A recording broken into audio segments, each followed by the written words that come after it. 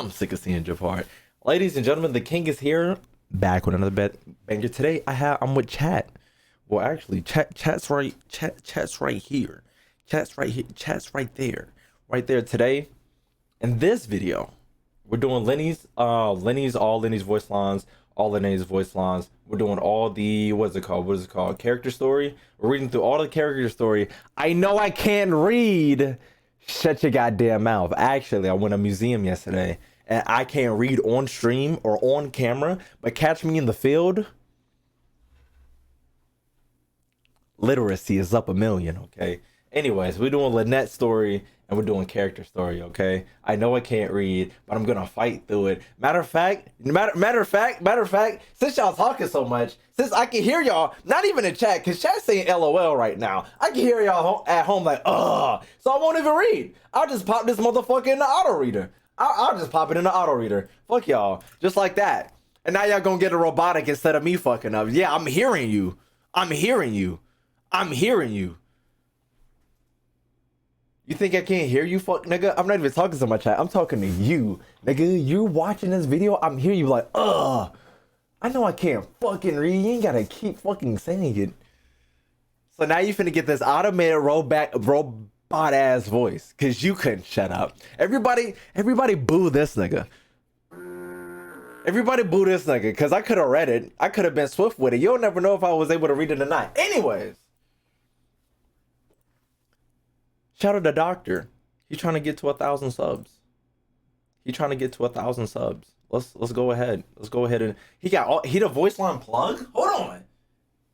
How long you been doing? How long you the voice line plug?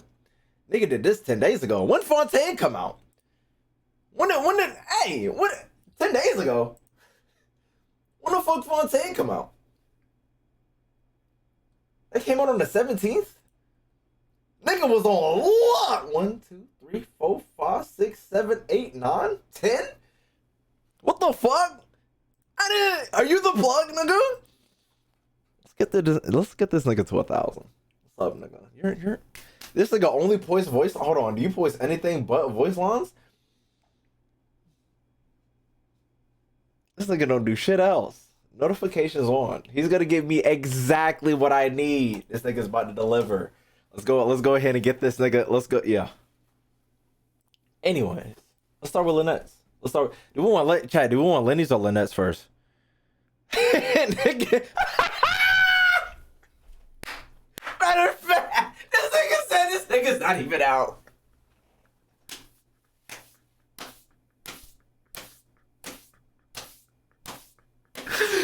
This nigga got voice lines because it's not even out yet. How is this nigga ain't at a fucking million, bro? How the fuck you do that? How the fuck you get? How the fuck? Matter of fact,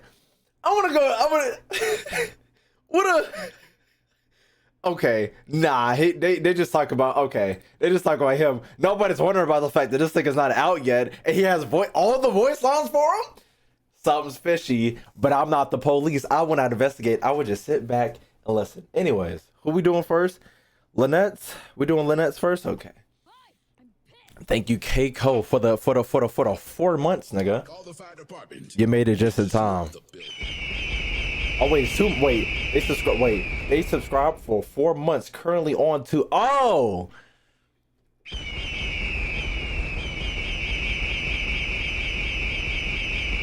See you in 2 more months, nigga. Okay, so we're doing Lynette's first. So we're gonna listen to Lynette's voice lines, and then we're gonna get into her lore, and then after that we'll get into Lenny's voice lines, and then we'll get into his lore. Okay, cool beans. We got it. Appreciate it. All right, we in there like swimwear. Wait a minute. Why should he look familiar? Why she look? Hold on. Okay, I know. What the fuck is it? English voice actor. Who the hell is this?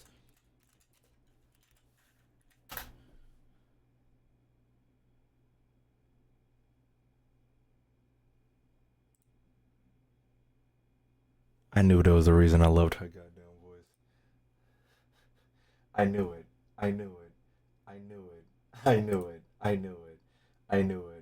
Do y'all see this bad bitch right here? Why she only voicing bad bitches? Hold on. You see this bad bitch? Then look at this nigga.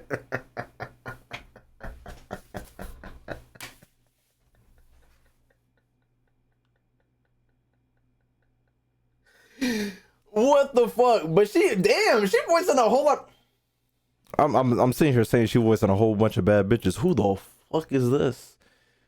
She like a regular degular, but nah, hold on. There was a reason I loved her voice. Hold on.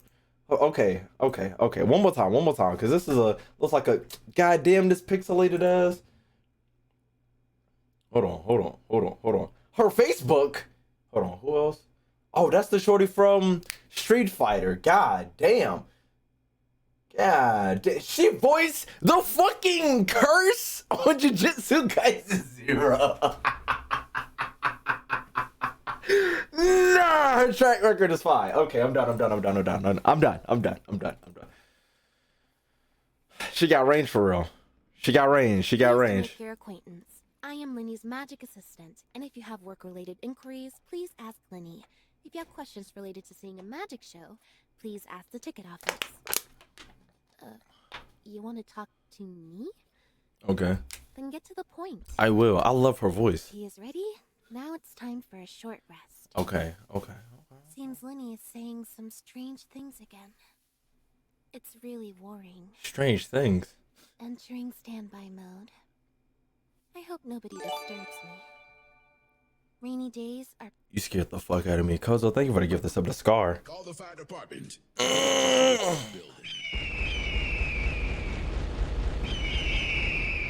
Appreciate you.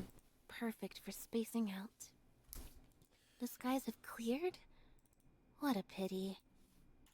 Ow! That hurts my ears. I forgot she's a whatchamacallit. I was finna say a duck. Cold. Let's hide you in a hat. I forgot she's a cat. Under the sun. Is that really true? Okay. What's that on the brace? Okay. Nope. It's nothing. Morning. Not fully recharged. No, snoozing again. Shut up, chat. She's not a duck. Leave me alone. I usually drink a cup of tea before work. Not only does it change my mood, but also helps me stay alert. Okay. After the sun goes down, the desires hidden in people's hearts will rise to the surface. Oh. I mean, evening shows are spectacular. Should I reserve a ticket for you? Go ahead and elaborate on that one. I still have some loose ends to tie up from work today. I still have to fix the vacuum cleaner. How did you break the vacuum cleaner? During our shows, I'm usually... Do the animal people in Genshin Impact shed their fur? I broke. During our shows, I'm usually Lyney's assistant. Because I never speak or change expressions, people often mistake me for a puppet. Okay. This kind of misunderstanding can prevent unnecessary social interactions. So it's actually quite nice. Okay. Staying silent is beneficial for maintaining focus and gathering intelligence. Okay, she a spy. A VIP audience member at our show took out a handkerchief that didn't belong to his wife. Ooh. As for how such information is used, now, that depends on what father wants. Okay. I'm not accustomed to expressing myself, but I consider myself a good listener. That's good. If you have any troubles, come find me. I'll guard your secret. Ooh. Thank you, baby. I used to think that the golden sun and dark shadows of the night can never understand one another. Right. But in you, I see a kind of strange complexity that has needlessly piqued my curiosity. So I'm the golden sun? I'll have to keep a close eye on you.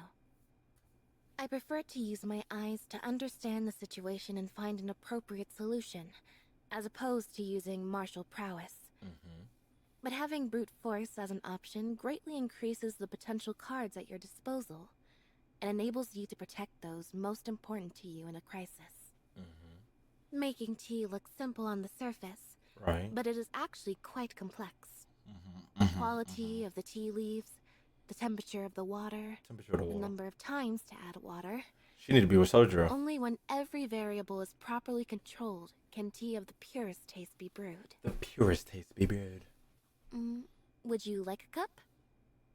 Animals can also express their feelings. Mm-hmm. If you listen carefully, you can tell what state they are in.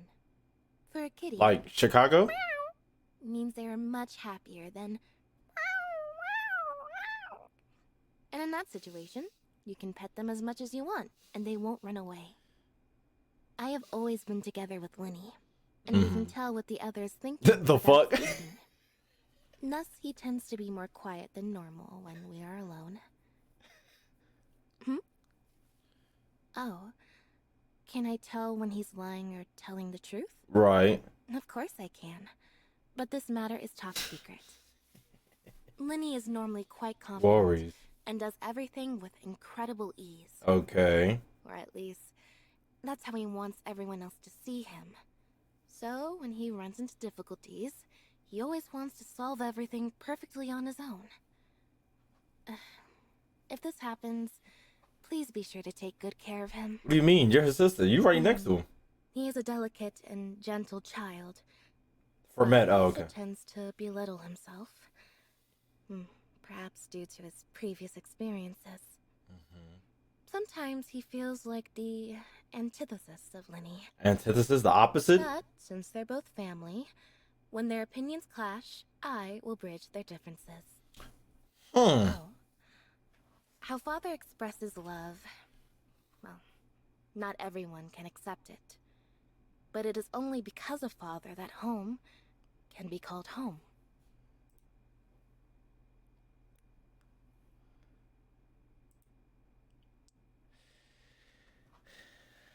It sounds like, I'm just going to make this comment and I shall keep it pushing.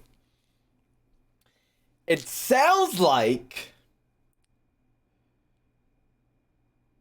that Father isn't really, we've never actually like, it doesn't seem like, I forgot her Fatui name. It's the, I forgot her name. Hold on. What's her Fatui name, chat? What's her Fatui name? I can't remember. Jesus Christ. That big ass name. No, the other one. Knave. Thank God. Shit over here give me that difficult ass name. Arlita chilla cho. Knave, chat. Okay. It seems like Knave has never been like the type of well, we haven't seen it yet or in any of the trailers. Like she doesn't fake love these kids. When we first saw her, she basically pushed the whatchamacallit, the boards down. So it seemed like maybe Knave is like is called the father because she be roughing these niggas up for real. She might actually be like a terrible. She might be a terrible. She might be a terrible father figure. But everybody gotta agree and do whatever the fuck she says because they don't have anywhere else to go. You feel me? Only because of Father that home can be called home. The Chief What's up, Neverlicks? Justice always feels strangely aloof, though his words are always humble. Or perhaps he just doesn't like dealing with humans? After all, when he speaks with Melusines, he's actually quite friendly. I told y'all. When he speaks to Melusines, he's actually quite friendly. Now, okay, this is just me throwing shit out. But Melusines came from what came. I mean, if you haven't done the story quest for Fontaine, all of them, cover your fucking ears right now. I'll give you 5 seconds. Take your headphones out. 5, 4, 3, 2, 1. Now we know what the Melusines. We know what Melusines come from, and I feel like I feel like him when she says doesn't like dealing with humans, but when he's with the Melusines, is actually quite friendly. We're always speculating that he's a dragon, and I'm pretty sure this thing is old as shit. So he might have been around where. Tell me when you're done. I got you. I'm gonna type it out in notes. I'm gonna type it out in notes in big caps. Hold on. Let me. Not done. So basically,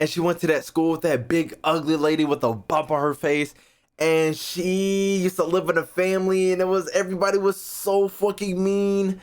Oh my gosh. Matilda? Yes, Chad. It sounds like these niggas are in Matilda, and everybody around them is mean as fuck. Because fucking Nave is mean, it sounds like Chidori is mean.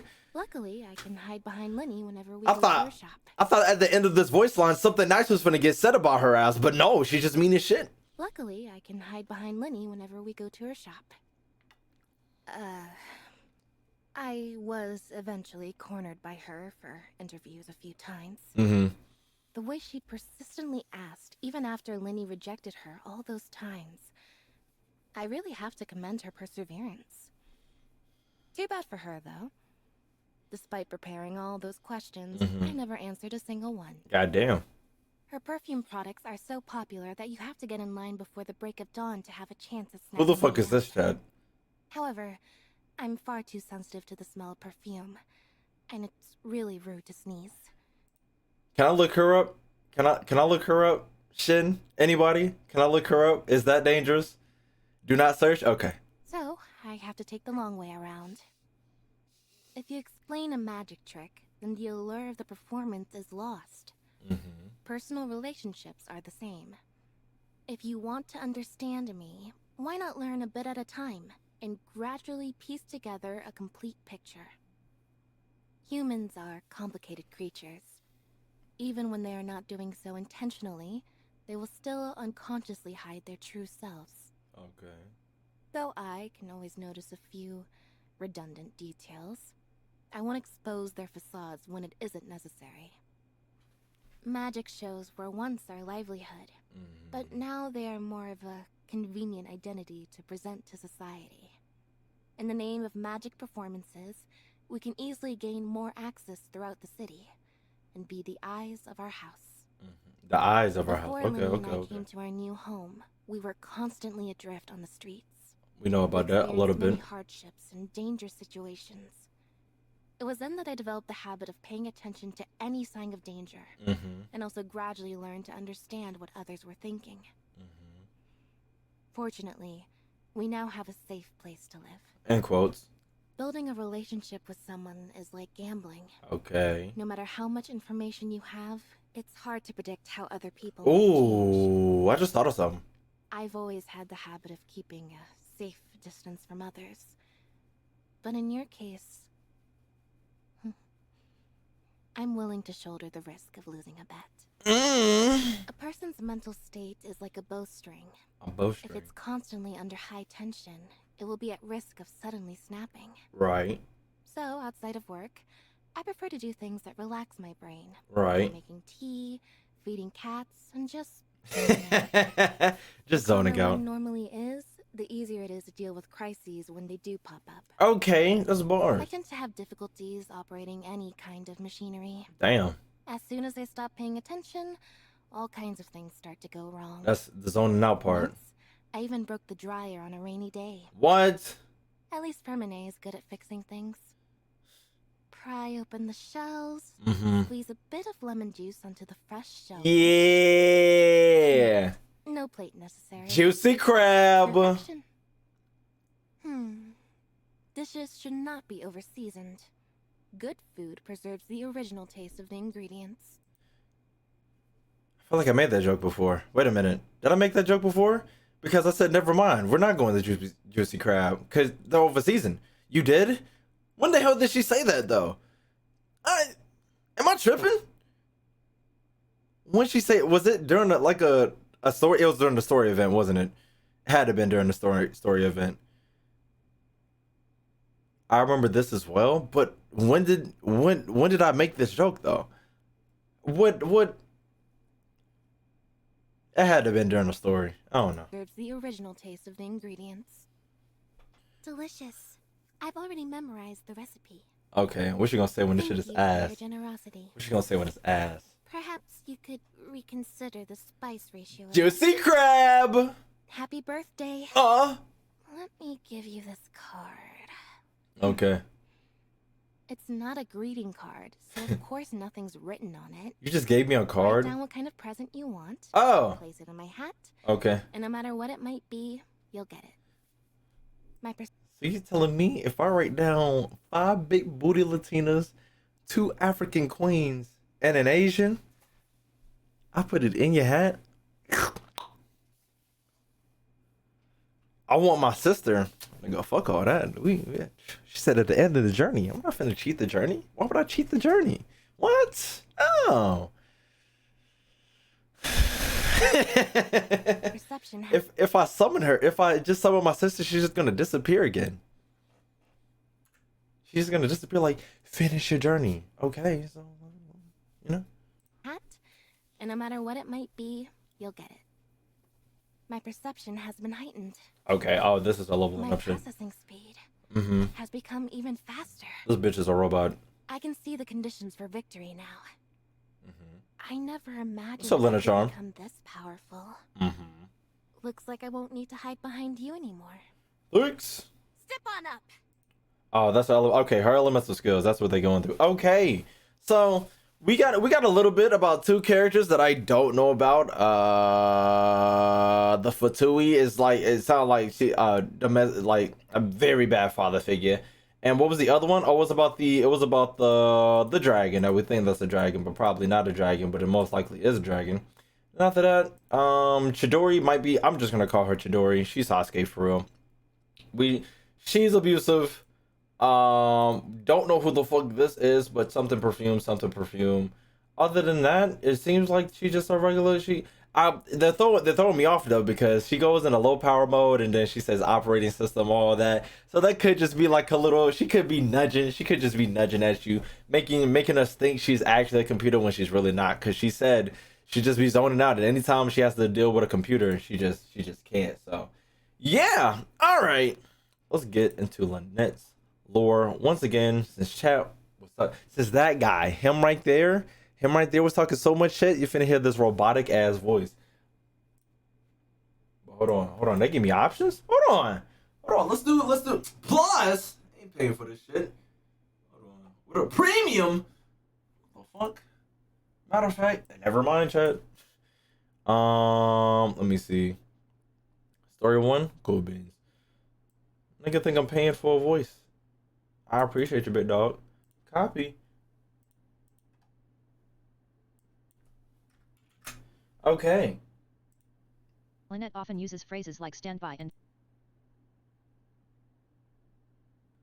I can't do it, chat. Never mind. You know what, fuck nigga? You just gonna have to deal with me not being able to read. Fuck you. Okay? Huff and puff all you fucking want. You know what? Go to the principal's office. Get the hell out of my room. I'm finna press the button on your ass so I can get the federals in here. Get the hell out of my room. Fuck that. I ain't doing all that shit. What? What the fuck you mean the teacher can't read? I don't know why the fuck they hire me, nigga. Nigga, this man. I told him my qualifications. Hey, nigga, y'all was running out of necklace. Anyways, okay. Lynette often uses phrases like standby and power saving to avoid unwanted trouble. Now, if one nigga move, nigga said join the TikTok scram. Okay. What's up, Mamacita? Okay, let's try this one more time. Lynette often uses phrases like standby and power saving to avoid unwanted trouble. Now, if we were to use the term like idling to avoid work, one has a 80 to 90% chance of getting doesn't that mean you're free then, as a reply, followed by Lynette often uses phrases like stand by and power saving to avoid unwanted trouble. Now, if one were to use a term like idling to avoid work, one has an 80 to 90% chance of getting doesn't that mean you're free, then, as a reply, followed by renewed haranguing. But, say, if you were to very seriously proclaim yourself to be in standby mode to save energy, and combine that with a statue-like expression like Lynette's, you can stupefy the other party for a while. It is through such momentary gaps that Lynette will calmly slip away, all the while wearing a most serious expression. This method, of course, does not work on friends, but those who know Lynette well are more than aware of her dislike of work. And still more clear with regards to the Consequences of making her do errands. Though she might spout machine-related lingo often, that is about as far as Lynette understands machines. There is a saying in her home, no matter what you do, do not leave her unattended in a room with the dishwasher, the vacuum cleaner, or any machine, really. Okay. Failing this, by the time a third party arrives on the scene, the machine will have suffered one of two fates. 1. It will have broken down, somehow the dishwasher will foam at the mouth, the vacuum cleaner will suffer convulsions. All while Lynette stands amidst the disaster zone with an innocent expression. 2. The machines are mercifully spared, but there has been no progress with the task, with Lynette catnapping in a corner somewhere.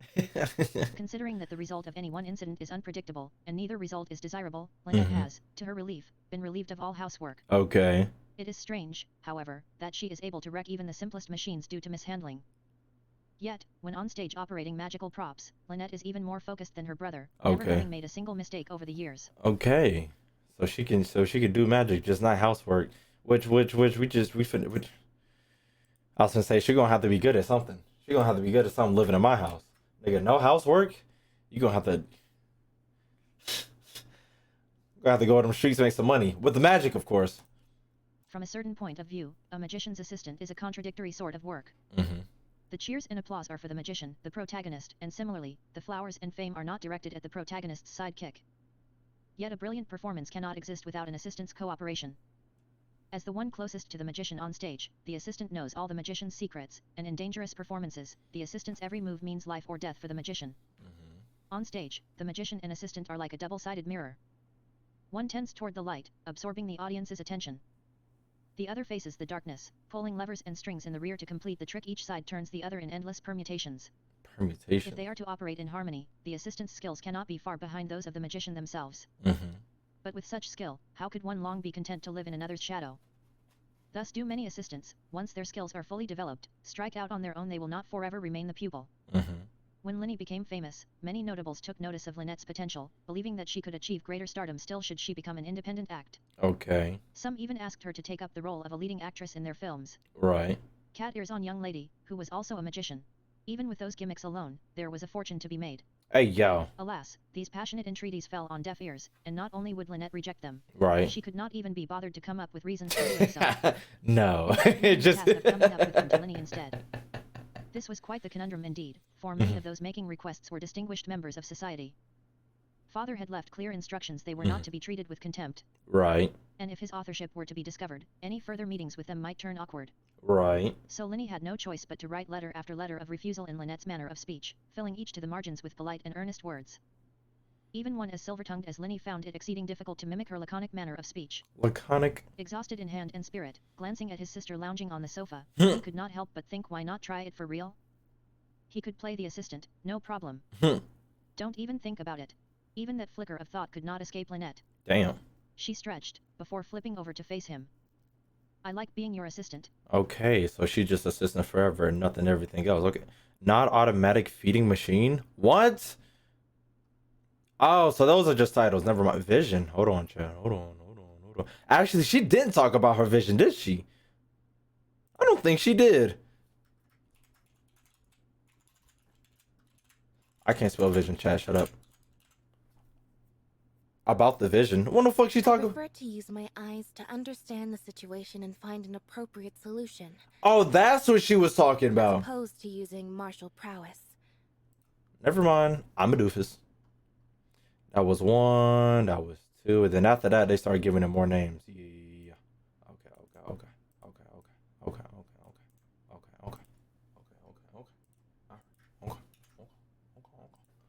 From a certain point of view. What? Hold on. Oh, so it's just saying fuck me, huh? I just sat here and said copy, and then we're gonna go all the way. There we go. Brewing tea is one of Lynette's few hobbies. Watching the steam swirl above the teacup, getting a whiff of its elegant flavor, and the tea's troubles all but melt away. Whenever a guest comes to visit, Lyney is usually the one who receives them, while Lynette waits with tea in the back. When words are had over tea at home, she is also usually the one who makes it while others do the talking. Mm-hmm. As others discuss all manner of things or engage in light and idle talk, Lynette can be found sitting at the side, holding her cup in two hands, blowing on it to cool it before drinking in small sips. Mm-hmm. Her tongue is naturally sensitive, and she cannot drink tea that is too hot. But to use merely warm water to make tea would be an abominable waste, and to add ice to tea, or pour the tea between two cups to cool it down. Lynette would consider such actions blasphemy. Okay. Ice dilutes the thickness of the drink, and the pouring will affect its layered flavor. The thickness. Only by blowing on it, puff by small puff of air at a time, may one achieve the ideal temperature, so as to neither scald nor be shorn of flavor. And once this ideal temperature has been achieved, one should not also drink it all immediately. Right. Some teas have greater flavor as you near the bottom of the cup, and a wait of several minutes should be imposed after one mouthful before one may continue on and savor the next sip. That is why she always takes her time when drinking tea. By the time the teapot is empty, the conversation is usually also just about over. And as for the teaware on the table, that might be best left to someone else, lest she wreck the dishwasher again. Damn, she be making tea but making somebody else clean it up. This bitch. It's not even that she dirty. It's that she literally cannot function with machines. But she could, like, she ain't gotta use a dishwasher though. That's the thing. She don't got to. She don't like iced tea. You think they got iced tea? Like, I don't think they got. She'll probably fuck with some sweet tea for real, like some sweet iced tea. But she probably won't. Like, yeah. I don't think she messing. I don't think she messing with. Hello. What did? Copy. Damn. I don't think this is that long. Oh, is that long? Oh, I'm a whore. There was once an official in Fontaine who wanted to investigate the cash flow of the hotel Boufstiet in the previous few months. Not the cash flow. However, no sooner had he finished drawing up a draft than his superior hastily called the whole business to a halt. Damn. This poor official could never have imagined how this was due to a letter his superior had received, complete with an attached set of photos featuring a tryst the latter had enjoyed with a famous socialite. Damn. This superior, too, could never have imagined that this secret had been exposed thanks to his whipping out a handkerchief that did not belong to his wife during a magic show. This is continuing from the voice he lines. had been all too absorbed in the exciting goings-on on stage, thus failing to notice the gaze directed his way from the shadows. This momentary distraction allowed Lynette to steal intel from him, all but picking him clean. Right. People will unconsciously reveal themselves through their outfits, eyes, movements, and even the slight pauses and shifts in their tone. While most will be unable to get much out of such signs, buried as they are under many confusing details, Lynette is able to use her uncanny powers of observation to catch all such critical details. Them cat eyes. And after she connects all these seemingly trivial details, she can tease out intel useful to the hotel. These eyes of the hotel, one in the light and the other in darkness, have stolen all manner of secrets from the famous in Fontaine. Nor have any of these people noticed the theft to them, it may as well have been magic. And because she must maintain this razor focus while working, Lynette speaks little to conserve her energy and not divide her attention. Even in her daily life, or when she is at rest, she habitually filters out all kinds of useless information. That said, what information counts as useful and what counts as useless is completely up to her. For example, what about machine operating and housework-related skills? Why, if They one keep never coming does back them, to this one shit. can safely and confidently tuck them away in the back of one's mind. They keep bringing up her not be able to Gossip, operate one merely machines. needs to occasionally append the conversation with "I see, is that so?" and then to ensure a smooth running chat. Economy of energy just the way she prefers it. Lynette might just be black for real. Oh damn, for real? Seriously? Shit. Goddamn. For real? Damn. Can't believe it. I see. Is that so? And then what? After about 3 goddams, it's about time you wrap it up.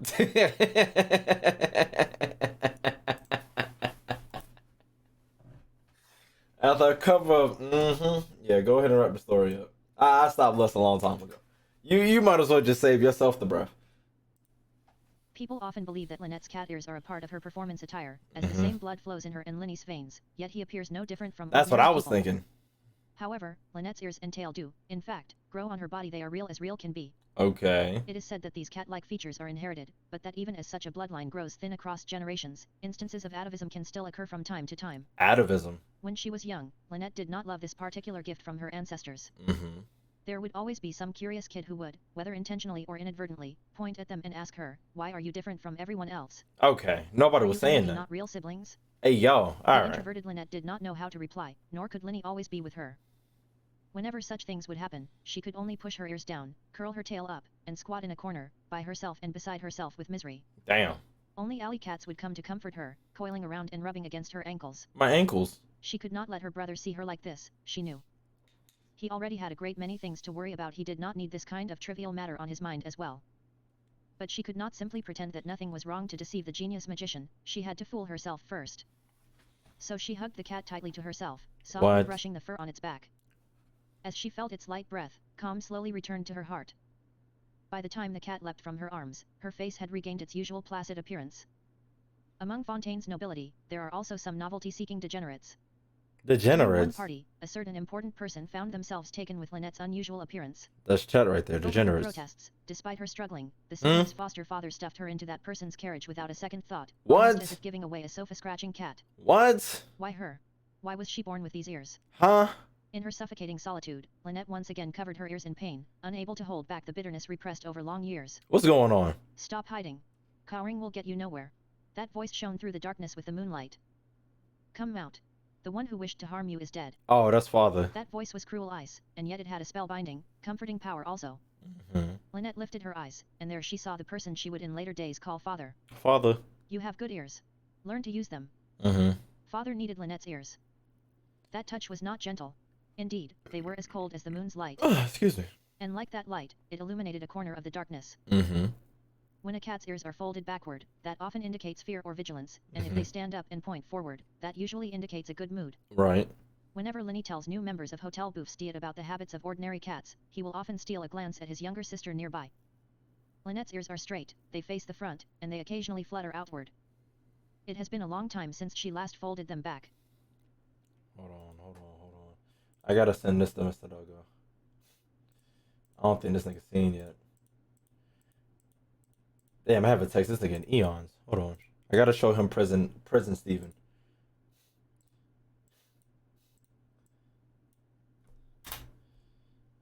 Anyway.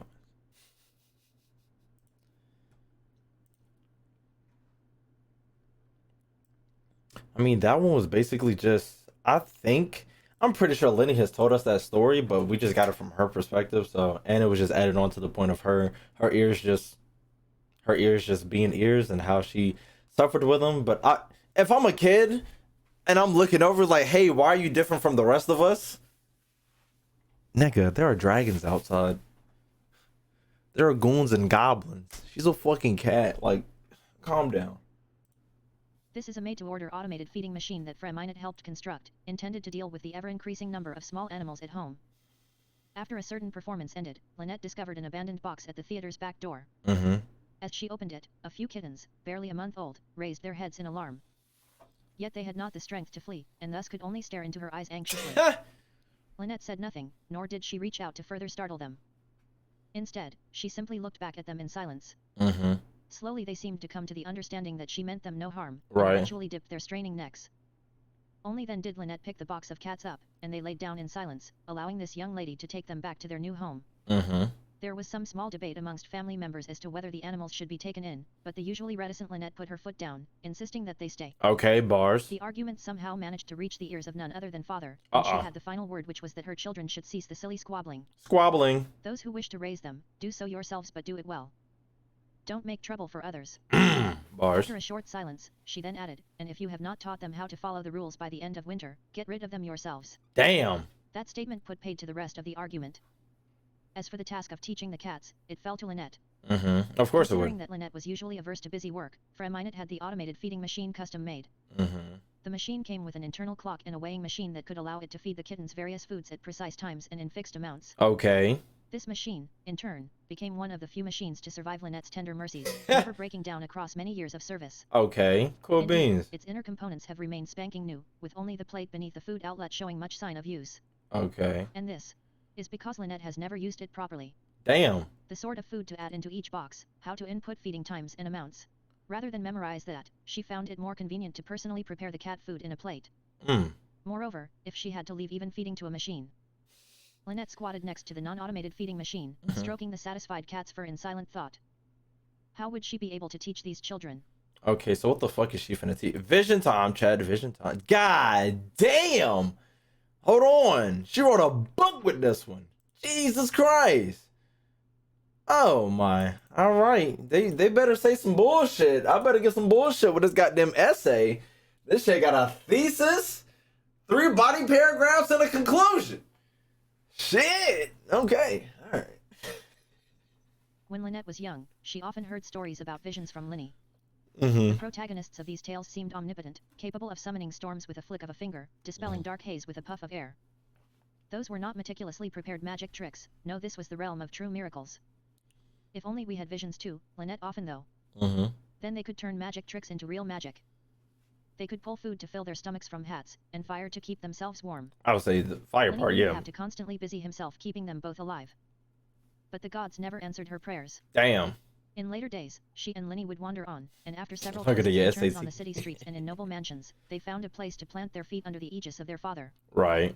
Both of them knew how hard this chance was to come by, and so they endured the harsh training and supported each other through countless missions. Mm-hmm. Reality had eroded their childish innocence all too early, and the dream of possessing a vision, too, had fallen by the wayside of the past. During a certain mission, they were dispatched to perform at a noble's mountain villa in order to steal incriminating evidence that their target had hidden in a study. Right. The mission itself was ordinary, and it went quite well. During their performance, the two would tamper with a window in the villa. Once it was over, they would be able to re-enter stealthily and make off with the evidence without a trace. Without a trace. But just as they had succeeded, 3 flares went up in the forest outside the window, a message Uh-oh. from their family members keeping watch. Okay. 3 flares meant the worst-case scenario. Damn. May's own guardianage was also targeting this person, and indeed had already dispatched forces to the scene. The who? If they retreated the way they came, they had a high chance of encountering May's own personnel, and if they were exposed as having conducted their mission in their guise as magicians, not only would they be doomed, but their family members would be implicated as well. Chat, can I look up who this is? Can I look up whatchamacallit, the Maison Can I look them up, or is this another group of people that I can't look at? Yeah? Okay. Cool. Yeah, okay. Who the fuck are these niggas? Who the fuck are they? Security! Oh. Is that I went to images and security came up. Is it really just security? Are these like the guards, question mark? Oh, Genshin. There we go. Oh, hold on. I ain't know Google did get this shit. You can look up images, secure, review, and Genshin. News, videos, meetings, and shopping and what do you got in the news? Okay, nothing. Oh, the little gangaroonies. Okay, cool beans. Not only would they be doomed, but their family members would be implicated as well. The voices outside the study were growing louder. If they wished to escape as quickly and stealthily as possible, they would have to take a risk. The villa retreat was built against the mountain, and out the window was a cliff, beneath which was a swift river. Damn. Lynette exchanged a glance with her brother, and without a word, they grasped each other's hands tightly, and leapt out the window. Damn. The rippling waves below slammed into Lyney with a terrible crash. He had attempted to absorb the impact with his shoulder just as they impacted, protecting his sister once again, but the impact with the water swallowed his consciousness. Damn.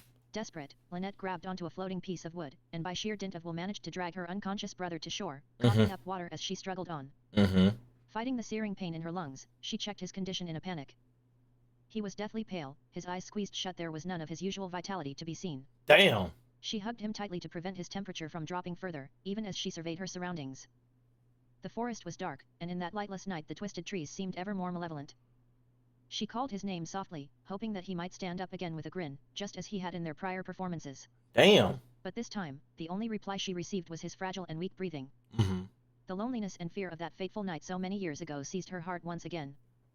It had been so long, and they'd been through so much, she'd grown from that, or so she thought. Why, then, were things just like before? Could she do nothing but wait for someone to defend her? As she trembled in the darkness? No. It should have been different. They had made so many miracles by their own hand, conquered so many obstacles. She had wished to stand behind him, supporting him, back to back, shoulder to shoulder. Right. The May's own personnel could be patrolling nearby. She dared not call out to their family members, nor could they stay here. The only thing she could do now was grasp Lyney's hand tightly, and haul him onto her shoulders. If she could not see the way forward, then she would hear it. Extending her ears as high as she could, she listened out for even the slightest wisp of wind. Wisp of wind? And the wind sang through the branches and through the bushes, and brushed against her face. And they gradually painted for her a blurry scene. Lynette groped forward in the dark, the thorns along the path piercing her skin and staining her clothes red. Slowly, the sight before her eyes became clearer. Perhaps her ears had grown used to the wind, or her eyes, accustomed to the darkness, but her steps grew more agile, more resolute. In this stage without spotlights, in this performance without plaudits, Lynette had at last become the star. As the rays of dawn darted into the woods, Lynette carried her brother back to the rendezvous point of their family. Only to encounter someone unexpected. Their father had personally made the trip down last night. Okay. Using the last of her strength, Lynette retrieved the sodden evidence from her bosom, but before she could hand it over, her legs gave out, taking Lyney down with her in the fall. Boozams. Father grabbed them both, allowing the incriminating information to fall to the earth and be soiled. Sleep now. You've retrieved a still more valuable prize. A vision, reflecting both the dawn sun and the twins' sleeping faces, hung at Lynette's waist, glowing silently. God damn, she goddamn had the wins without even knowing it. She got the wins without even knowing it. This was actually a pretty good. That was good. That was a good one. I like that one. That was pretty good. That was worth all the bullshit up here. Shit, that was goddamn. Shit. Okay. Fuck. Anyways, I could go on to the whole spiel about me and why people get certain visions and this, that, and the third, but I feel like I'm gonna make that video another day. I don't know when though. I don't know when I'm gonna do the relations of the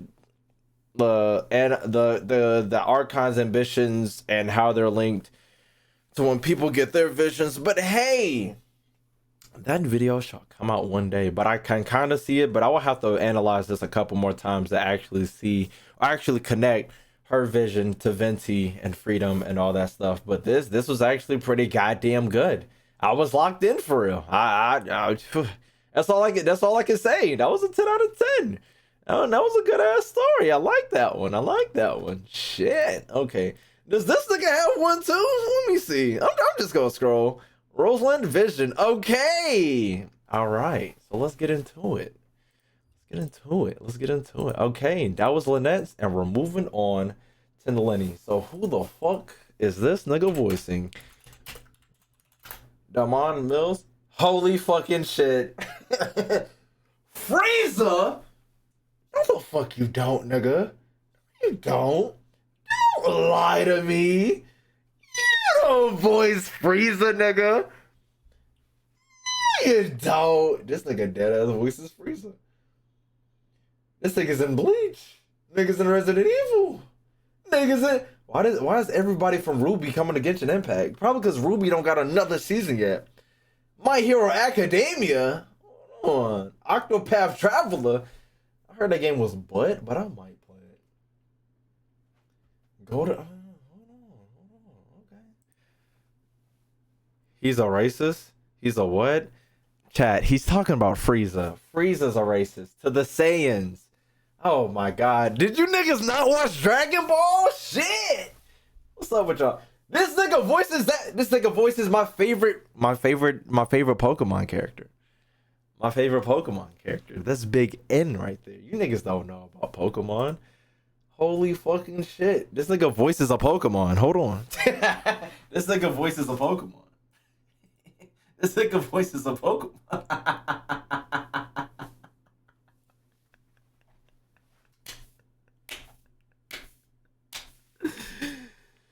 Holy fucking shit. Who else? Anybody I recognize? Not really, but shit, nigga, Frieza. You got anybody here in Frieza?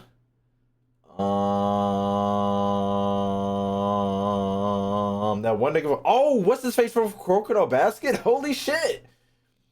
Okay. God damn, nigga range. The robot. How the fuck? What's going on? You can't voice Frieza and the fucking robot. Tokyo Ghoul alone, never watched it. That, then the third. Okay. This nigga has range. Anybody else? Just Blade? Oh, that's the nigga from whatchamacallit. Wait a minute.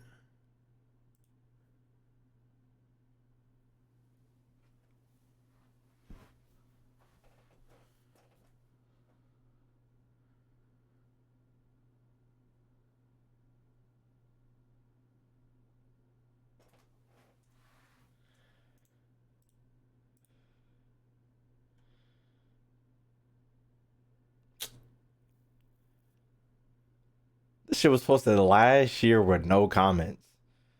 This nigga posted a paragraph. This is not a reliable source. My bad, big dog. I ain't even mean to entertain. My apologies. My apologies.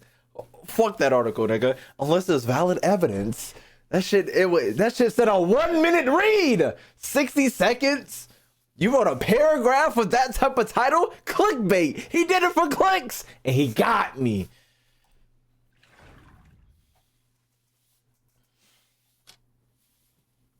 This is no mere illusion. 'Tis I, Lyney, the greatest magician in all Tevat.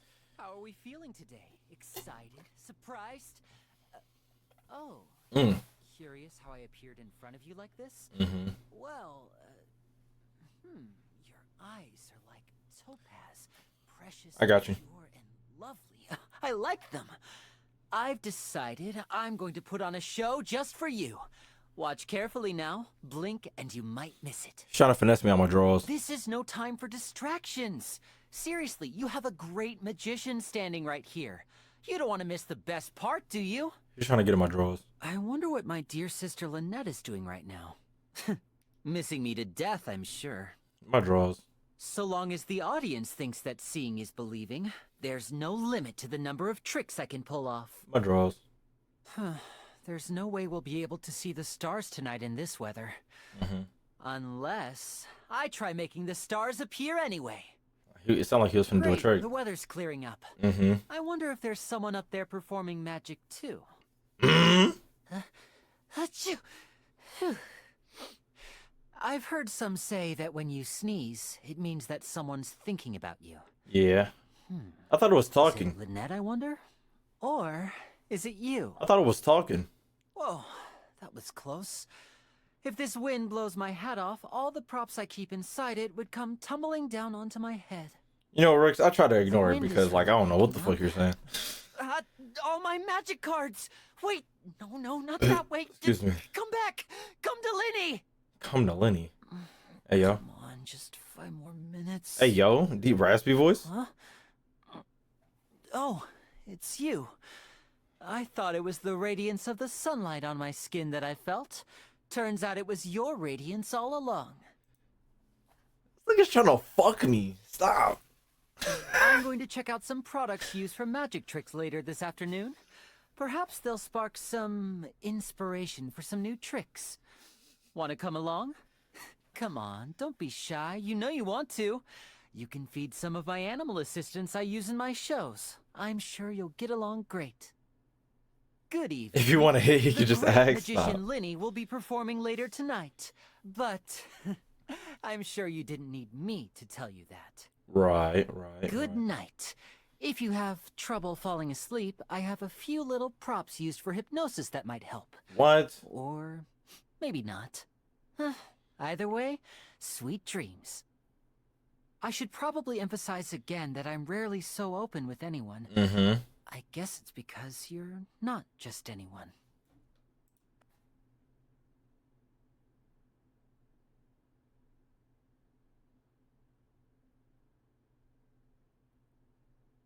Nigga's trying to get on my pants. I'm afraid I find myself going into standby mode without Lynette by my side. I mean, I can handle my own business just fine, but it takes some getting used to. I'm sure you can understand. You also have always have Paimon with you, after all. Nigga had to fix himself. Wow, you're not beating Withholding the around truth. bush.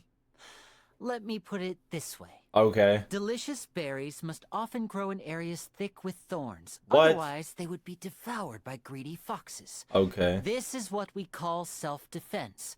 I mean, sure, I don't mind telling some small lies to others at times, but between the two of us, I've never done anything worse than omitting a minor detail here and there, right? Right. Magicians generally do not reveal the core secrets behind their tricks. But if you don't mind becoming my apprentice and calling me Master Lyney, then that would be different. What? I'm Master. curious how much of it you'd understand, and how long you'd last. What?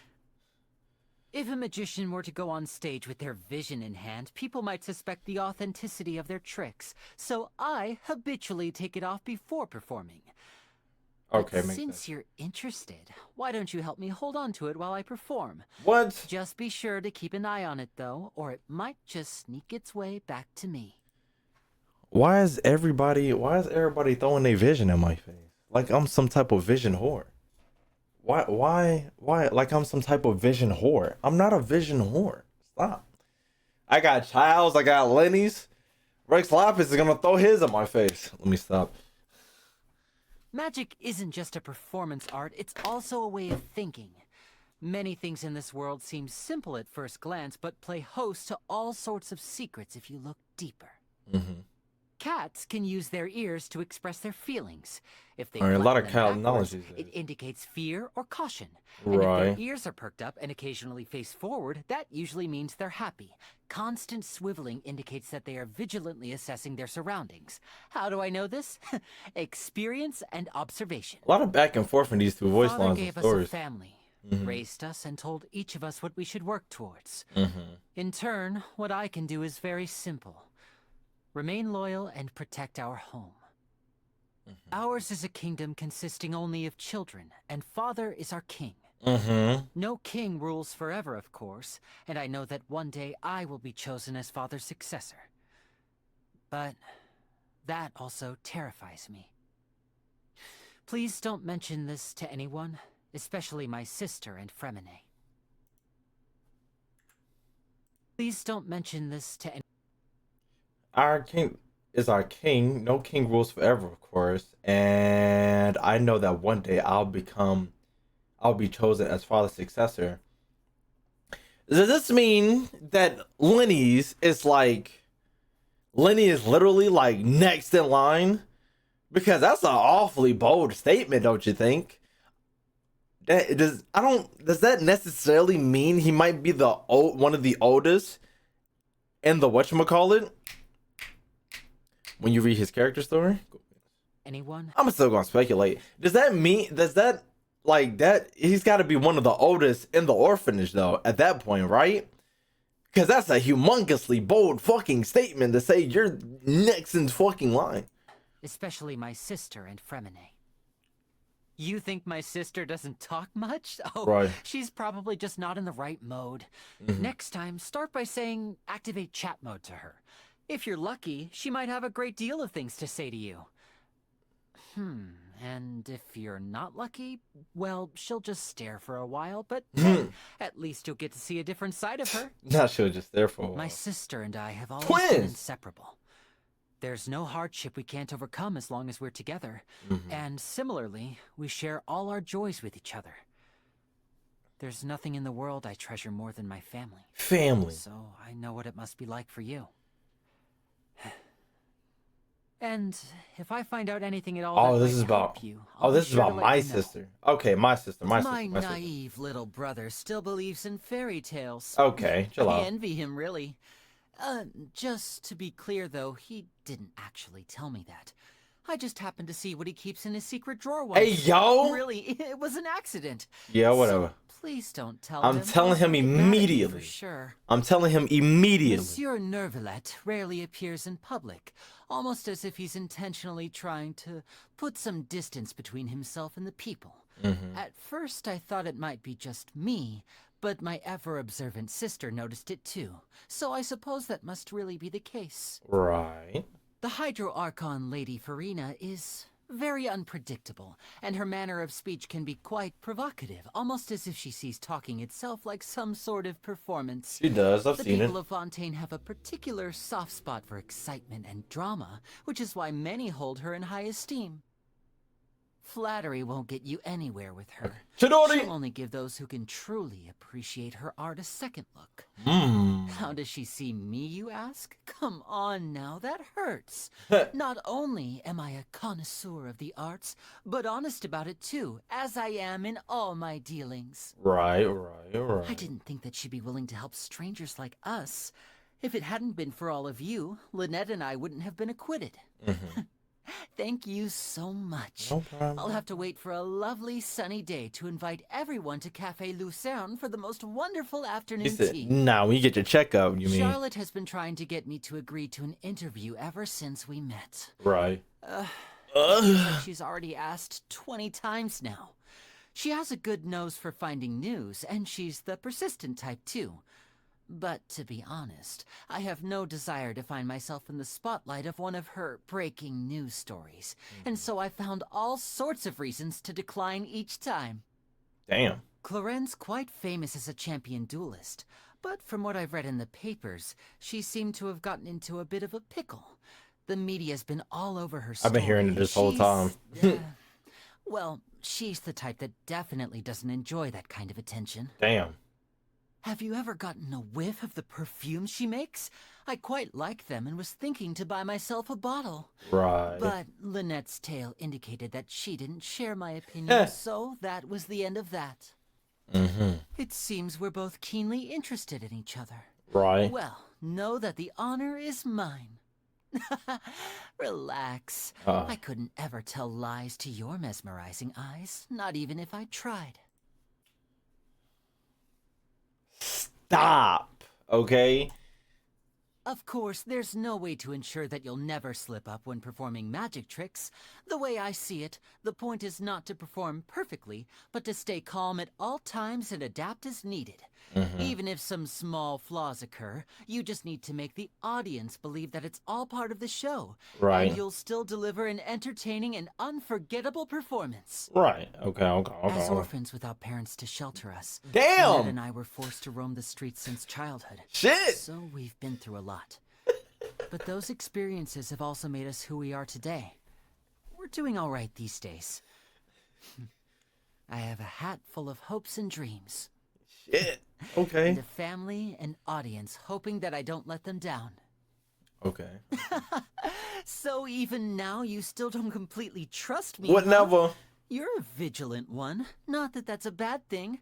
I'll never need to worry about you getting duped by someone else. But on the other hand, since you've taken it upon yourself to watch my every move, you'd better be careful when you blink.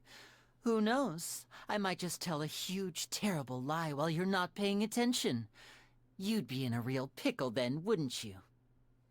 Actually, the real me is nowhere near as outgoing or chatty as I appear. What the hell? More Stop. often than not, I only work my verbal magic as a means of getting closer to people. Okay. Sometimes I think people would feel sorry for the real me. Do you? Or do you find my little games absurd? Whoa, nigga. Whoa. Now I'm starting to see why you may be, next in line. Whoa, nigga. Oh shit. When we get in Lenny's story part 2. When we get in Lenny's story part 2, I'm trying to see some crazy shit, nigga. Hey, what do we have here? He went from Lenny Riz's sister orphans to Harbinger. Cute little white rabbit. You like it? What? Curious about when it got here? You should be. The look of amazement on our audience's face is what we magicians love the most. Okay. What to do? Understand. The thing that troubles me is the fact that you can even think of troubling things when you have such a great magician like myself standing right in front of you. Yeah, whatever, nigga. In the past, I would let the doves I raised fly freely, and they would always return to me. Right. But there was once when a few didn't return, and by the time we tracked them down, they'd been turned into dove pie. What? Even now, I still don't know how to give them both freedom and safety. Dove pie? See this fishbowl? Come, put your hand inside it. Filled with just ordinary water, right? Are you sure? Then let's begin. See this cloth? I'm going to cover the bowl with it, and... well, what do you know? There's a fish in there now. How was that? Maybe this fun little performance could earn me one of your very own fish dishes. Okay, so all that was just some Our performances require that Lynette and I have matching physiques, so we have to avoid eating any oily food. Now, that's not a huge problem for me, but it can be tough for my sister. The fried fish they sell on the street smells amazing after all. It's quite an honor to enjoy such wonderful food made by you. What's gonna be the worst one? My, this is delicious. You're quite the cook. Thanks for the treat. Uh-oh. Damn. Would you like to see a magic trick? No fucking Now, way. Let me place this ordinary cloth on top of the dish. Nah. Count down with me. 3, 2, 1. Ta-da! Where'd the food go? Nigga said it's so bad.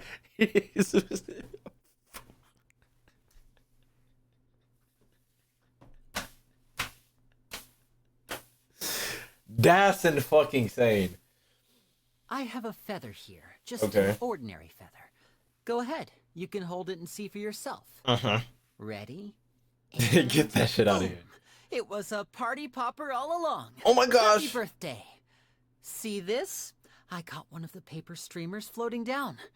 Now, make a wish and picture a birthday gift in your mind's eye as I Big light booty holes, big booty holes, big booty Three, holes, big booty holes, two, big booty holes, big one. booty holes. Great. Big booty holes, big booty holes. Very good. Mhm, I big know booty holes, big exactly what you're thinking now. Big booty holes, big The booty last holes. step, Okay. put your hand inside my hat. Big booty holes, big booty holes, big booty holes. Well, Big booty holes. is it the gift you wanted? Big booty holes, big booty holes, big booty holes, big booty holes. Nigga, is this your dick? Oh, and here I thought you'd ask me to perform some magic with these materials. Would you be more shocked if nothing changed about me at all? Hey! Nothing could make me happier than having your trust. Doing all this for me. Are you trying to steal this magician's heart by any chance? Well, What? in that case, congratulations, my dear apprentice. Or should I say, companion. Hey, yo! You have succeeded. Step. Alright, okay. Alright. Okay, alright. Okay, alright. This nigga has been trying to finesse me on my drawers this entire time. Alright, I mean, we ain't really... honestly... What we get, he's next to line after what's her face. The family's just a family. Perfumes. Shorty is like fucking. I mean, like Chidori just hates this nigga, but he won't say it. About the visions, he will hang on to his vision. Nothing too crazy.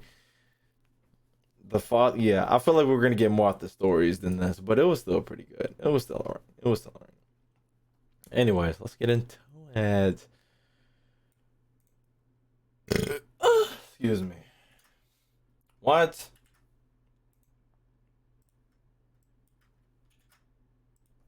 While Lyney first began his journey in magic to fill his stomach, he has continued to perfect his art even after becoming a person of some renown in Fontaine. Magic, after all, has been his benefactor. Not only has it allowed him and Besides Lyney's voice lines, did I miss anything else? You missed the entirety of Lynette. Not only has it allowed him and his sister. While Lyney first began his journey It'll in get magic uploaded to to fill YouTube his in a stomach, second. he has continued to perfect his art even after becoming a person of some renown in Fontaine. Magic, after all, has been his benefactor. Not only has it allowed him and his sister to survive, but it has also allowed them to gain the acknowledgement that most children, growing up in a loving home, would have received from their parents. Even from an early age, performance was something closely tied to Lyney's life. Each time he would go on stage, Lyney would have the audience hooping and clapping. And yet, he did not lose himself in their adulation. If anything, it often troubled him. If audiences were simply drawn to the spectacle of magic, then who was to say that they wouldn't abandon Lyney's stage as soon as they caught wind of a more enthralling show in town? Okay. In other words, just as an audience would be attracted by petals and cards, they would also be pulled away by grander fireworks and crackling gun salutes. Crackling. What else did magicians have up their sleeves to capture the hearts of their audience, beyond enticing them with ever more grandiose impressions of shock and awe? In all of Lyney's performances afterward, audiences would begin to notice a change. Lyney would add many segments between performances in which he would interact with them. Indeed, this magician seemed without any airs, sharing various fascinating anecdotes about his life, not even minding if the audience should try to guess at the secret behind his tricks. Of course, the sharper wits amongst them would notice that Lyney's tales were not truth, but instead a way to build up the atmosphere, a betting laid for a greater magic trick to land upon. Yet no one would quibble about these white lies. After all, truth and falsehoods were already inextricable in many parts of the performance. Why, even the magician himself could be said to have become a part of the magic. Thus does Lyney sometimes appear near and dear, and other times just out of the reach of his audience, balancing human affinity and magical mystery perfectly in the palm of his hand. His smile leaving the audience's imaginations free to run wild. No matter how rich or poor, sad or glad the audience member, imagination is the great equalizer, carrying the charm of magic to all. Equalizer. Thus did the mystery and elegance of this magician spread far and wide, with people even opining that his skill at creating an atmosphere is itself as exquisite as magic. Is that so? Well, I'm just trying to invite everyone to take a brief break from reality, that's all. Okay. So just shit about him being just magician shit. None too crazy.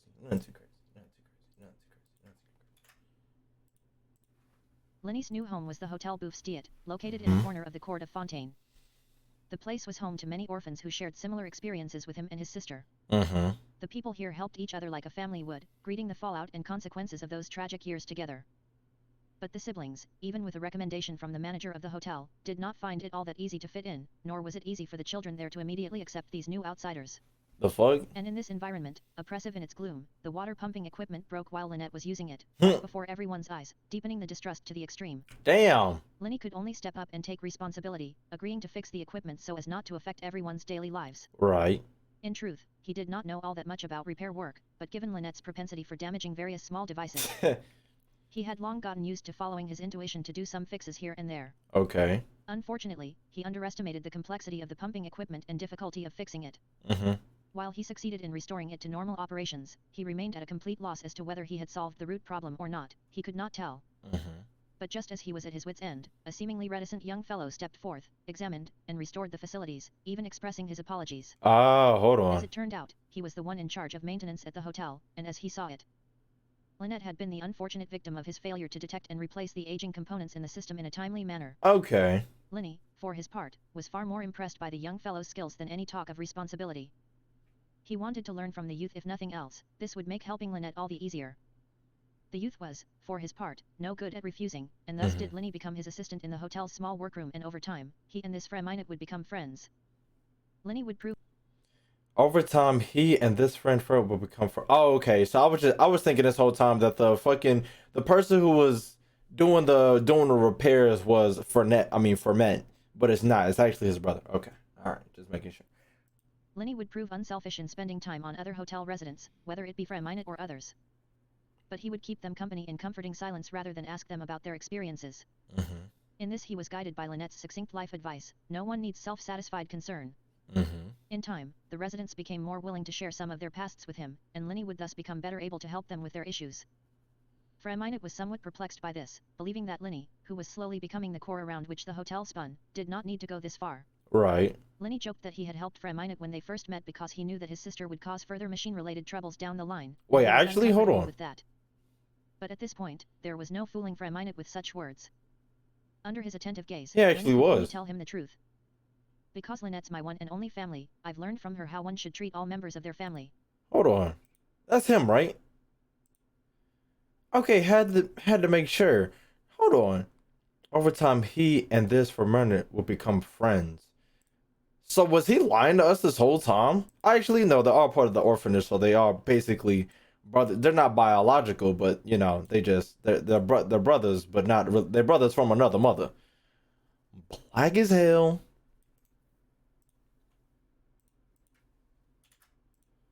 On the hotel Bouf's its founding day, all the children were abustle, draping festive colors all over the place. Mm-hmm. To the residents, outside festivals and events were cold and emotionless things, foreign elements in their lives, and only this dwelling could bring them true warmth. Everyone worked in concert to execute Lyney's plan. Lynette had purchased large amounts of festive ornaments, and together with the other children, she strung up colored streamers and hung handwritten festive greetings. Freminute was ensuring that the magical props would operate properly. Lyney had faith in his craftsmanship, so much so that Freminute was completely entrusted with all the magic props this time.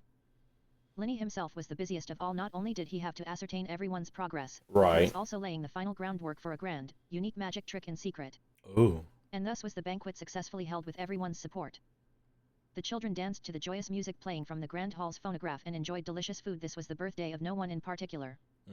But this was the day they all felt they had gained new lives. Okay, so just The nobody gala, knows their of course, birthday for was real. Lyney, Lynette, and Freminute's founding day magic show. The magic box was at the center of the room, and all waited with bated breath. To preserve the secret behind the magic trick, even Lynette and Freminute knew not what was within. But as the room darkened and all eyes turned to Lyney, standing as he was in front of the box, even the highly experienced magician showed some rare signs of trepidation. Now, you might consider the following words an exaggeration, but the present I am about to present to you all is, without doubt, the most important one we have received in our lives. The paper firecrackers burst, and the once empty box suddenly opened by itself. The crowd cheered, amazed, then fell suddenly into stunned silence. What stood on stage was no present, nay, this was the hotel's manager, its owner, and their father. Her image was one of unsmiling dignity, and thus, though she did not come by often, no one dared to horse around whenever she was around. Surely, Lyney had gone completely mad to have her make her appearance in such a frivolous way. Right. Yet, upon seeing the crowd's reaction, father did not snap at anyone, opining merely that Lyney had kept this secret perfectly, just as a magic show should, declaring it worthy of praise. That night, the children and their father delighted in the various desserts together, and she personally sliced a serving of cake for each of them, which she herself enjoyed some of as well. Okay, that's cute. Perhaps the most amazing aspect of Lyney's founding day magic show was its ability to have even father lay down her heavy burden and enjoy a brief moment of familial love. I was going to say, there just has to be, oh, that's what I've been thinking about this whole time, but it's the wrong reference. I've been thinking about Promised Neverland this entire time, but that's not a good reference to use. I don't know what reference to use for this. It's like what, actually, Chad, I need to watch Promised Neverland again, but there's a reference to be made about, like kids stuck in an orphanage, and like, they're like the founder, the one that whatchamacallit, the person that like basically brung them together, but they can't leave because they ain't got nowhere else to go. Like, there's a reference there, but I just can't think about it. That show was good, it was, but the sequel was ass, and I'm gonna read it. Magic and secrets piled up at Lyney's feet, growing ever taller like a tower. Gazing down from the top at the people as they passed by in the world below, Lyney knew there was no going back. Both the dazzling sleights of hand and the missions he would come to receive from Hotel Bouf's Diet had made a habitual liar out of him. And while lies could sometimes be useful for seizing an advantage, they were more often employed to keep more people from being dragged into trouble. Don't watch season 2, save Lyney yourself. knew very well that once trust had collapsed, the scales of judgment would no longer remain impartial, and even noble goals would become twisted and thought of as evil. As such, not revealing more than was absolutely necessary was prudent when working with others. More often than not, this makes things go more smoothly, with everyone getting the results they want. But lies will not simply scatter on the wind, and Lyney must maintain this illusion with utmost care, all the while keeping his distance from those affected. As so the tower extended towards the skies, until there would be no one to take his hand if he reached out, and even their visages blurred in his eyes. Falsehood was Lyney's constant and only companion on the path that he walked, and this road was long and lonely. This he was always clear-minded about. Right. Everyone knew the brilliant, great magician Lyney, but they loved only the mystery, the romance, the unattainable nature. They knew no love for the heart that lay deeper within. He felt he had no right to pour out his mind to others, and yet he must carry on with gritted teeth, for the price of a fall from such heights was more than he could bear. Having played too many parts, even Lyney would sometimes find himself questioning who he really was. His dreams often took him back to the tower, where his resting place at the pinnacle vantage would grow smaller and smaller, and with the fog of death they called betrayal extending all around. Damn. There was nowhere for him to go. But just before he could plummet, a hand grabbed onto him, and from it, he felt a familiar warmth that drew his soul back into his body, steadying him within himself once more. Damn. Thank you, Lynette. The awakening youth mumbled to himself. Jesus Christ. This nigga is about to fall into darkness. And then Lynette just keeps saving this nigga. But what happens when this nigga actually has to fall into goddamn darkness? Hopefully, we see one day. While Hotel Bouf's Diet's operations in Fontaine work toward a just cause, its methods can often be radical. Only the influence of Father and her control over the inner workings of the court of Fontaine prevent any serious incidents from occurring. There was once an official funded by Lyney who served in the Maison Gardiennage. This person provided both intel and support of the hotel's operations and scrubbed clean the effects of some of the hotel's clandestine actions. These were actions that came with no small risk, but the official always performed them well. For he believed that the Fontaine of the present day needed someone like Father who could bypass the many layers of laws and regulations and take direct action. What's up, Punchy? Lyney once joked to him, "I'll be there if you ever need help, and if you're in danger, I'll come to rescue you." Well, don't expect too much of that last bit. Just stay on guard, alright. Okay. The official knew that this was Lyney's way of expressing. Whoa. These are, oh, wait, hold on. What? Hold on. Let me start this over. Hold on. My bad. While Hotel Bouf's Diet's operations in Fontaine work toward a just cause, its methods can often be radical. Only the influence of Father and her control over the inner workings of the court of Fontaine prevent any serious incidents from occurring. There was once an official funded by Lyney who served in the Maison Gardiennage. This person provided both intel and support of the hotel's operations and scrubbed clean the effects of some of the hotel's clandestine actions. These were actions that came with no small risk, but the official always performed them well. For he believed that the Fontaine of the present day needed someone like Father who could bypass the many layers of laws and regulations and take direct action. Okay. Lyney once joked to him, "I'll be there if you ever need help, and if you're in danger, I'll Okay, come to so he's rescue saying you." that to the officer. Well, don't expect too much of that last bit. Just stay on guard, alright. The official knew that this was Lyney's way of expressing concern, of course. Yet even words spoken in jest could prove prophetic later, and so they did. This official's deeds were eventually discovered, and on the brink of capture. He used an emergency communication device to send a message to Lyney. Right. Upon discovering the device, the guards who arrived at the scene mocked the official's naivete. No way. Claiming that the signal sent merely informed his compatriots to save themselves, no one would be stupid enough to try to save him. Damn. The official's reply was also quite simple. Even such an ending would have been fine for him, for he did not believe that his prior cooperation was the wrong decision. Right. But just as the guards were about to arrest the official, thick smoke began billowing forth from dispensers pre-planted nearby, and the official caught sight of a brilliant blaze. Damn. The next moment, he was in the drink in the Fleuve Cendra, and was rescued by Freminute. It was said that the guards spent a great deal of time chasing after the skyborne flame trail, believing that the criminal must have used some flying machine to flee the scene. Only to discover later not but wood dressed in clothes, affixed to a glider. In truth, Lyney had earlier used this device to draw the guards' attention away before getting the official out of his predicament. Right. The official admitted that he had not had high hopes when pressing the device.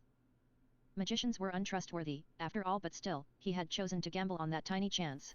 Haha. Haha. Well, it is indeed a gamble to place your trust in others. But don't worry. Magicians might be full of hot air, but we will never betray the expectations of our audience. Okay. This nigga didn't even do a promise as a teammate, as a friend. This nigga did an agreement of a magician. So if this nigga wasn't a magician, he would have been ass out of luck. He probably wouldn't even gave him the device in the first place. There is a special entity amongst the cats adopted by Lyney and Lynette, and its name is Ross Eland. Okay. Every What? cat in the hotel has its own territory, but Ross Eland has a special affinity for Lyney's hat. Ah, Hat that's is the cat. magician's most important prop, and each time Lyney must use it, he must first chase Ross Eland out. A difficult affair when its displeased meows in response are so here trending.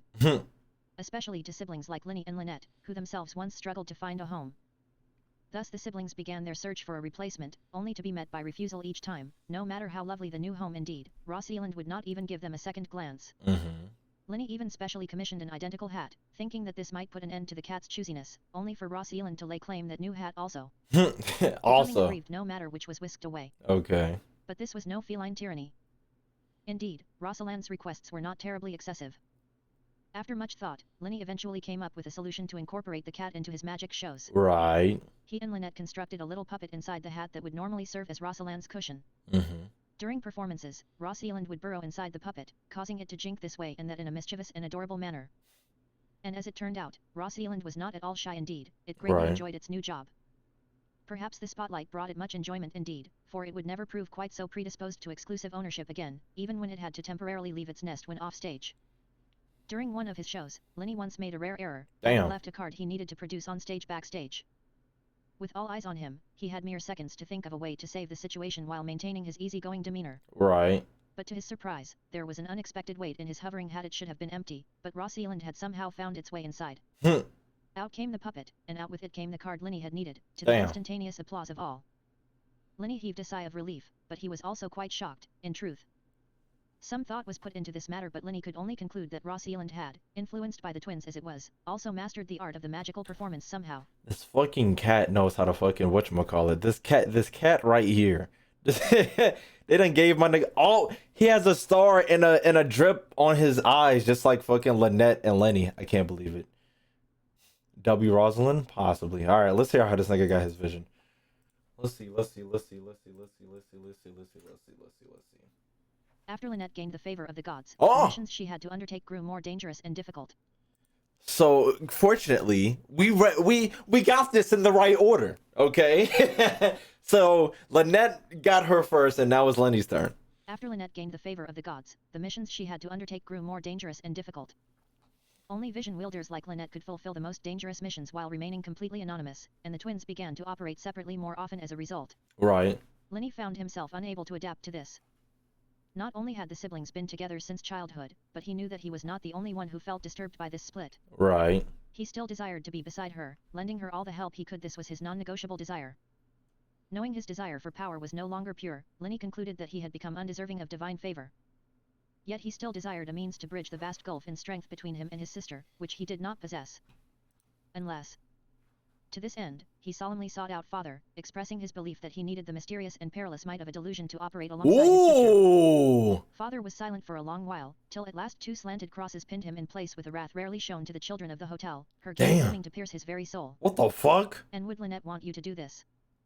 Her simple yet powerful question cut through the strings that bound his heart, and in a daze, his sister's words once more reverberated in his ears. No one needs self-satisfied concern.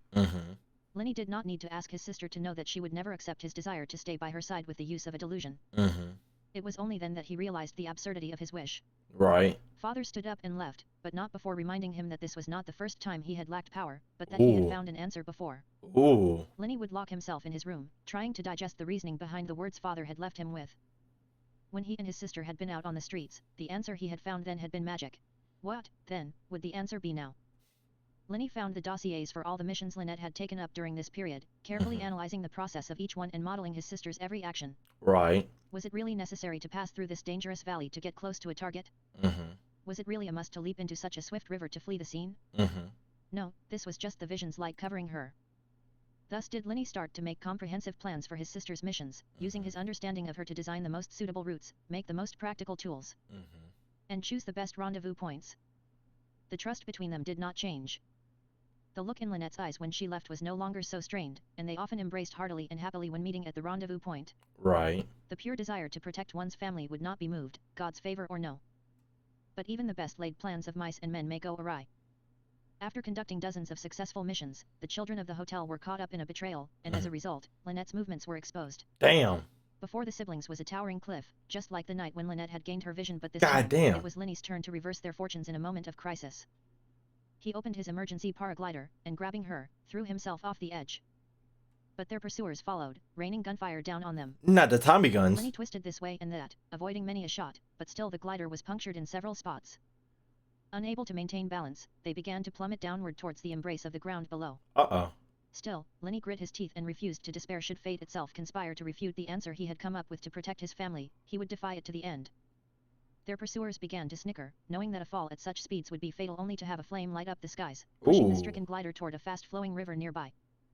The power of pyro changed the direction of their fall, while Enmo defended them from harm, and thus did the twin lights intertwine and spread under the moonlight. Fading slowly like the applause that fills the stage during a curtain call. Lyney did not guess at the meaning of the shining vision he saw in his hand. The answer was, after all, no longer important.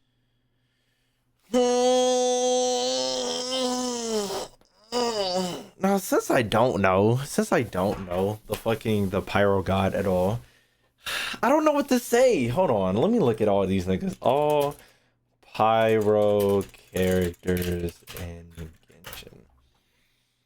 Hey! God damn, nigga, I can't look up shit! You know what I fucking saw? I look up all pyro characters in Genshin. I see a whole bunch of images that's none of the characters, nigga. God damn. I didn't see anything specific.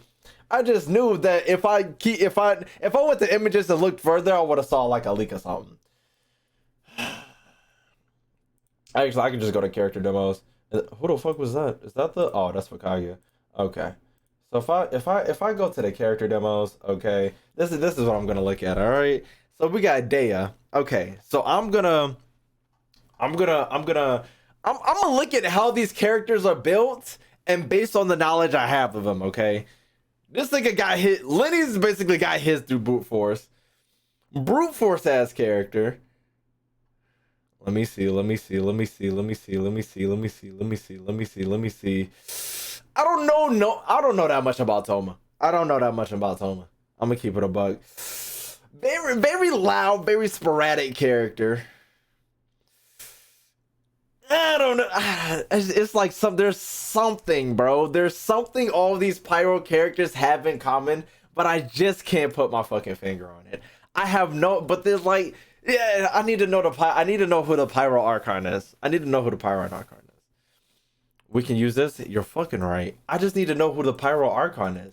All these characters have something in fucking common. I just can't pin it down yet. Why is this bitch doing yoga on my screen? Scram. These characters have something in common. Just like I feel like the freedom of this part. So basically, with Animal, it's basically freedom, and I can basically see it with most of these characters. I can see it with Lynette, I can see it with Jean, I can see it with Kazuya, I can see it with Vinci, of course, because he's the god. I can see it with Wanderer. I don't know this character enough. She sleeps all the time. I can basically see it. Her, him, and her. I have no idea how freedom basically like is recognized between them. Passion, y'all might be right. with electricity, with what is this shit called? Oh my god.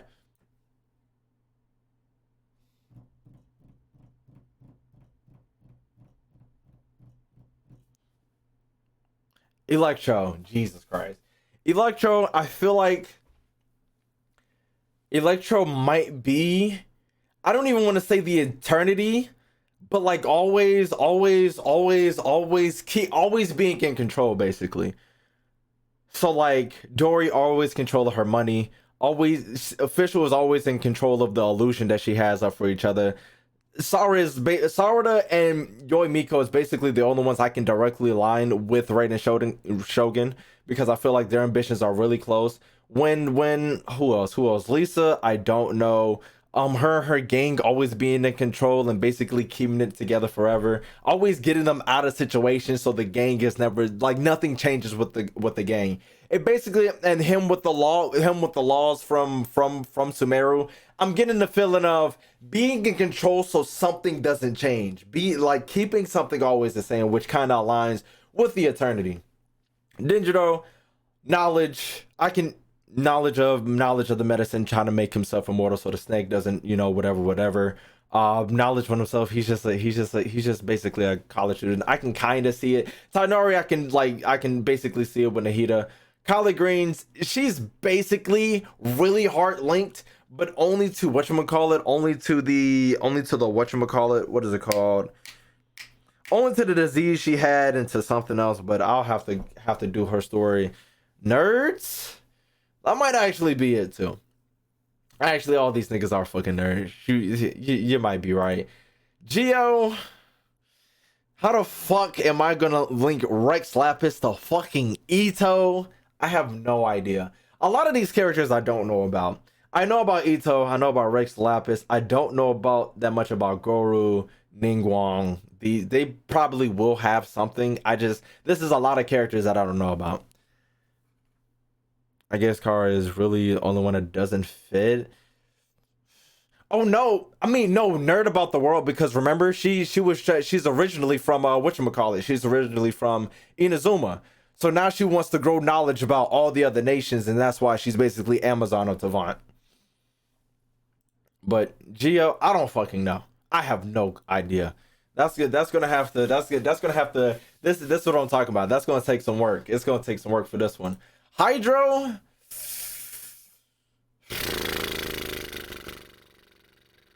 Justice, my bad. Justice. I can see her in the justice field. I can see him in the justice. Child is gonna be the justice of the Fatui. She's the ruler of whatchamacallit. Mona, these three though. These four actually. I'm not too sure. They're all rich. Are they really? I don't. But that doesn't link them to the god though. I don't know if the god is broke or not, but shit, feels like the rich people element. It might be, but I'm seeing it more as leader, even though that's the opposite. It's given more leader and justice than rich. Because remember, Mona's pretty broke, and Barbara's a child. Moda, and Nilo is the kid too. But Pyro on the hand, it might be passion. Y'all might be right. Y'all might be right about passion.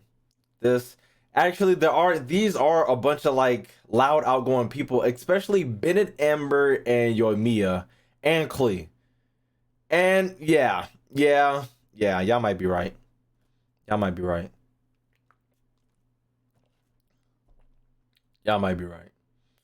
Deluke doesn't fit. He's passionate about the fucking going against whatchamacallit, the Favonius Knights. He hates them niggas, and he wants to be. I think he has his own justice and wants to actually pursue that to basically put the Favonius Knights out of business, something like that. He has a lot of passion. I saw it from the manga, which I need to fucking finish. But I don't think, there isn't really a character that doesn't fit here in the passion. So Chad, you niggas are right. Archons don't hand the visions, they grant them based on the person's desires. No, I'm not. I'm saying the desire. I'm saying their passions is what really linked to whatchamacallit. I know Archons don't give them their. I'm not saying the Archons are giving them their visions. I'm saying the passion they feel. the whatever they're feeling in the moment of when they get to the vision is closely linked to whatever the Archon is representing. Because the only vision we actually saw somebody get is Wanderer, and the fact that he was freed from his old body, his old sins, and when he got him back, he was free from trying to be the Raiden Shogun's whatchamacallit, like trying to get revenge of the Raiden Shogun. He got a lot of freedom in that story quest. Was that a story quest? It was either a story quest or a mission. Whatever we did, he got a lot of freedom from that, and that basically linked him to Vision. I mean, linked him to Venti in my eyes. But I'm thinking just based on that, that's the only real evidence I have of me seeing like that being fairly close. And then everything else started making sense. The only ones I can't link is fucking Cryo, because I don't know what the god is like. Pyro, because I haven't known what the god is like. But more than likely, we saw the little like Gangaroonie in like the first trailer. I think Chad is right with the passion. And Geo.